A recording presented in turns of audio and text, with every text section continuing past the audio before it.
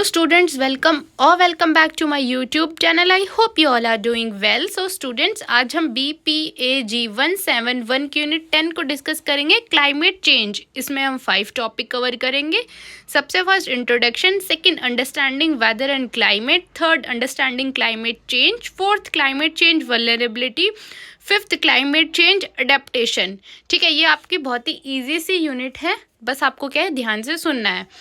सबसे first topic है आपका इंट्रोडक्शन। देखो इंट्रोडक्शन में बताया गया है कि जो हमारा क्लाइमेट चेंज है वो एक सेंट्रल इशू है डिजास्टर मैनेजमेंट का, मतलब कि वो एक मेन इशू है। ठीक है, जैसे कि क्या होता है, जो आपके wild fires, drought, heat waves वगैरह होती हैं वो किसकी वजह से आती है? ह्यूमन एक्टिविटीज़ की और शिफ्टिंग क्लाइमेट पैटर्न की वजह से।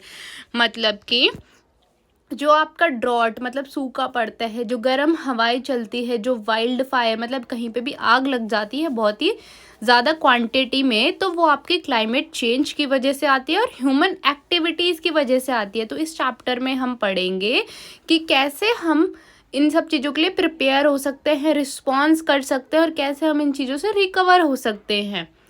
नेक्स्ट टॉपिक है आपका अंडरस्टैंडिंग वेदर एंड क्लाइमेट। देखो सबसे पहले हमें क्या है कि वेदर और क्लाइमेट को समझना पड़ेगा। देखो जो हमारा वेदर है वो एक अलग कॉन्सेप्ट है और जो हमारा क्लाइमेट है वो एक अलग कॉन्सेप्ट है। ठीक है, ये दोनों एक दूसरे से इंटरकनेक्टेड ज़रूर हैं, बट दोनों क्या है, डिफरेंट डिफरेंट चीज़ हैं। ठीक है, तो हमें दोनों के लिए डिफरेंट प्लानिंग करनी और डिफरेंट एक रिस्पॉन्स करने का तरीका होगा। तो सबसे फर्स्ट है आपका वेदर। देखो जो आपका वेदर है वो एक शॉर्ट टर्म कंडीशन है। ठीक है, मतलब कि कुछ घंटों के लिए, कुछ दिनों के लिए या फिर कुछ वीक्स के लिए। ठीक है, इसमें हमारे टेम्परेचर आते हैं, ह्यूमिडिटी आती है, जैसे कि आपका रेनफॉल है, स्नो है। ठीक है, विंड स्पीड है, एयर प्रेशर है। ठीक है, और जो हमारा क्लाइमेट है वो एक लॉन्ग टर्म पैटर्न है, मतलब एक लंबे समय तक, जैसे 30 साल या 30 साल से ज़्यादा। ठीक है, जैसे कि आप बोल सकते हो कि भाई गर्मियाँ या सर्दियाँ, आप डिफरेंशिएट करने के लिए ये एग्जांपल आप ले सकते हो, जैसे लॉन्ग टर्म कोई भी चीज़ें होती हैं। ठीक है, तो क्या है, हमें इन दोनों में डिफरेंस समझना बहुत ही ज़रूरी है। तो देखो सिंपल सी बात है, जो आपका वेदर होता है वो एक शॉर्ट टर्म कंडीशन है और जो आपका क्लाइमेट है वो एक लॉन्ग टर्म कंडीशन है। जो वेदर है वो आपके कुछ घंटों के लिए या फिर कुछ दिनों के लिए या फिर वीक्स के लिए होता है, और जो क्लाइमेट होता है वो आपके बहुत सारे ईयर्स, मतलब कि मोर देन 30 ईयर्स, 40 ईयर्स के लिए होता है। ठीक है, नेक्स्ट टॉपिक है आपका अंडरस्टैंडिंग क्लाइमेट चेंज। देखो हमें क्लाइमेट चेंज को समझना बहुत ही ज़रूरी है। ठीक है, क्योंकि देखो जैसे जब हमारा ग्रीन हाउस गैस जो है उसका इमिशन बढ़ता है, मतलब कि जो ग्रीन हाउस गैस है वो बढ़ती है, तो वो किस वजह से बढ़ती है? ह्यूमन एक्टिविटीज़ की वजह से और हमारे क्लाइमेट की वजह से। ठीक है, जैसे कि आपने देखा होगा पॉल्यूशन, पॉल्यूशन किस वजह से बढ़ता है? हमारी ह्यूमन एक्टिविटीज़ की वजह से। ठीक है, नेक्स्ट है आपका क्लाइमेट चेंज। देखो जो क्लाइमेट चेंज है वो एक लॉन्ग टर्म चेंज है अर्थ क्लाइमेट पे। ठीक है, जैसे कि आपका बर्निंग ऑफ फॉसिल फ्यूल्स हैं, डिफॉरेस्टेशन है, एग्रीकल्चर प्रैक्टिसेस हैं। ठीक है, जैसे ग्रीन हाउस गैस का बढ़ना है। ठीक है, क्लाइमेट चेंज एक बहुत ही बड़ी दिक्कत, मतलब एक बहुत ही बड़ी परेशानी है जिसको समझना में बहुत ही ज़रूरी है। और इसको कम करने के लिए हमें क्या है, कुछ प्लान्स, कुछ स्ट्रैटेजीज बनानी पड़ेगी, लोगों को ज़्यादा से ज़्यादा अवेयर करना पड़ेगा, जिससे वो क्लाइमेट चेंज की इम्पोर्टेंस को समझे और जो डिज़ास्टर आते हैं उनका जो रिस्क है वो कम हो जाए। नेक्स्ट टॉपिक है आपका climate change impact on the globe. अब देखो क्लाइमेट चेंज का क्या इम्पैक्ट पड़ता है ग्लोब पे। सबसे फर्स्ट है ग्लोबल टेम्परेचर राइज। देखो अगर हम कुछ भी ह्यूमन एक्टिविटीज़ करेंगे तो हमारा जो टेम्परेचर है वो कैसा हो जाएगा, बढ़ जाएगा। ठीक है, और उसका डायरेक्ट इम्पैक्ट इस पे पड़ेगा, ह्यूमंस पे पड़ेगा और हमारे ग्लोब पे पड़ेगा।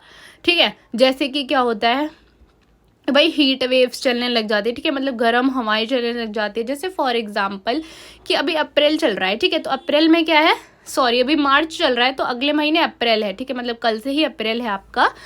तो अभी गर्म हवा चलने लग जाए, जो कि चलनी चाहिए कब, मई या फिर जून में, और अभी से चलने लग जाएंगी गर्म हवा, तो क्या है कि ये डायरेक्टली ह्यूमंस पे भी इम्पैक्ट करेगा, हमारे ग्लोब पे भी, हमारे एग्रीकल्चर पे भी इम्पैक्ट डालेगा बहुत ज़्यादा। ठीक है, इससे हमारा एग्रीकल्चर ख़राब हो जाएगा, ह्यूमन हेल्थ मतलब हेल्थ इश्यूज़ होने लग जाएंगे। ठीक है, ग्लोब पे इम्पैक्ट डालेगा।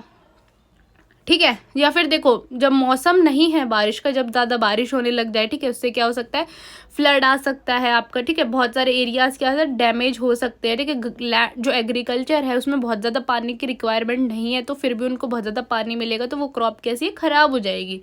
ठीक है। और सबसे ज़्यादा इम्पैक्ट पड़ता है हमारे एग्रीकल्चर पे, ठीक है, क्लाइमेट का, कि भाई जो ग्रोइंग सीजन होता है अगर उसमें ही भाई बहुत ज़्यादा गर्म हवा चलने लग जाएंगे तो हमारी क्रॉप ख़राब हो जाएगी, ठीक है। अगर भाई रेनफॉल होनी चाहिए और रेनफॉल नहीं हो रही है तो भी हमारी क्रॉप क्या है, डैमेज हो जाएगी, ठीक है। अगर भाई हमारी क्रॉप को बहुत ज़्यादा पानी चाहिए और फिर रेनफॉल नहीं हो रहा है तो वाटर स्कैर्सिटी हो जाएगी, ठीक है। फिर उसकी वजह से क्या हो जाएगा कि हमारी जो वो है फसल तो हमारी ख़राब हो जाएगी, तो हमारी डिमांड ज़्यादा बढ़ जाएगी, ठीक है। और जबकि हमारे पास सप्लाई बहुत कम होगी उस चीज़ की, ठीक है, तो फूड शॉर्टेज हो सकती है उससे।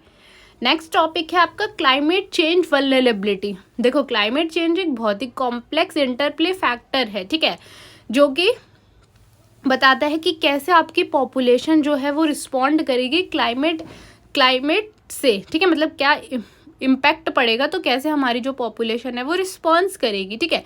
अब देखो एक बार एकदम से सडनली कोई भी चीज़ होती है, मान लो सडनली एकदम से गर्मी आती है तो लोगों की हेल्थ पे क्या बहुत ज़्यादा इम्पैक्ट पड़ता है, ठीक है। तो हमें क्या है कि भाई धीरे धीरे करके क्लाइमेट को समझना पड़ेगा कि भाई अच्छा अब ऐसे आ गए, और हम कुछ ऐसे स्ट्रैटेजीज, कुछ प्लान्स भी बना सकते हैं कि कैसे हमें इसके साथ रिस्पॉन्स करना है, ठीक है, जो कि हमारी गवर्नमेंट है वो और ज़्यादा बेटर हो सकती है, हमारा इंफ्रास्ट्रक्चर और ज़्यादा बेटर हो सकता है अगर हम सब चीज़ों को समझे तो, ठीक है।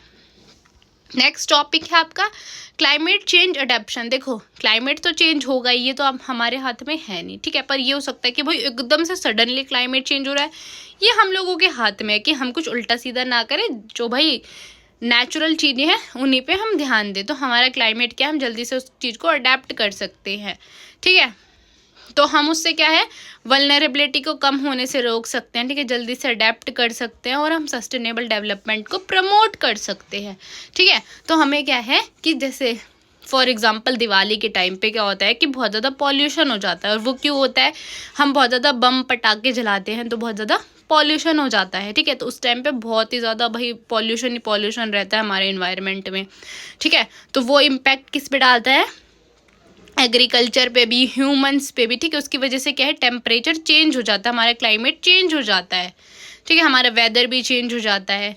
इसके कुछ की ऑब्जेक्टिव्स बताए गए हैं, जैसे कि हम कम कर सकते हैं वल्नरेबिलिटी को, जैसे फ्लड, ड्रॉट्स वगैरह आने से हम उनको रोक सकते हैं, मतलब रोक तो नहीं सकते बट वो क्या है कम हो सकते हैं अगर हम क्या है कि इन्वायरमेंट को कम नुकसान पहुंचाएंगे तो, ठीक है, सूखा नहीं पड़ेगा, ठीक, गर्म हवाएं नहीं चलेंगी, उससे क्या है कि हमारा इंफ्रास्ट्रक्चर भी प्रोटेक्ट होगा, हमारी कम्युनिटीज़ भी प्रोटेक्ट होंगी, हमारे इकोसिस्टम भी प्रमोट होगा, और सबसे इम्पॉर्टेंट है सस्टेनेबल डेवलपमेंट होगा, ठीक है। सस्टेनेबल डेवलपमेंट क्या है, बहुत ही इंपॉर्टेंट है कि भाई जो हमारे पुअर्टी है वो कम हो, ठीक है, हमारी हेल्थ अच्छी रहे, हमारे जो नेचुरल रिसोर्सेज है वो भी प्रोटेक्ट रहे। देखो ये आपकी बहुत ही ईजी सी यूनिट है, ठीक है, इसमें आपको बस डिफरेंस समझना है कि क्लाइमेट और वेदर में क्या डिफरेंस है, कैसे हम उसको अडॉप्ट कर सकते हैं, कैसे हम स्ट्रैटेजीज बना सकते हैं, जैसे कि हम दिवाली के टाइम पे ज़्यादा पटाखे वगैरह ना जलाएं, ठीक है, हम अपने क्लाइमेट को ज़्यादा नुकसान ना पहुंचाएं, हम ज़्यादा से ज़्यादा नेचुरल रिसोर्सेज का यूज़ ना करें, जितनी ज़रूरत है हम सिर्फ उतने ही रिसोर्सेज को यूज़ करें, ठीक है, मतलब लिमिटेड रिसोर्सेज ही हम यूज़ करें, सस्टेनेबिलिटी हम मैनेज करके रखें, ठीक है। आई होप कि आपको यूनिट समझ आई होगी, अगर फिर भी आपको कोई डाउट है तो आप मेरे से कमेंट्स में पूछ सकते हैं, and don't forget to subscribe my YouTube channel, and thank you for watching.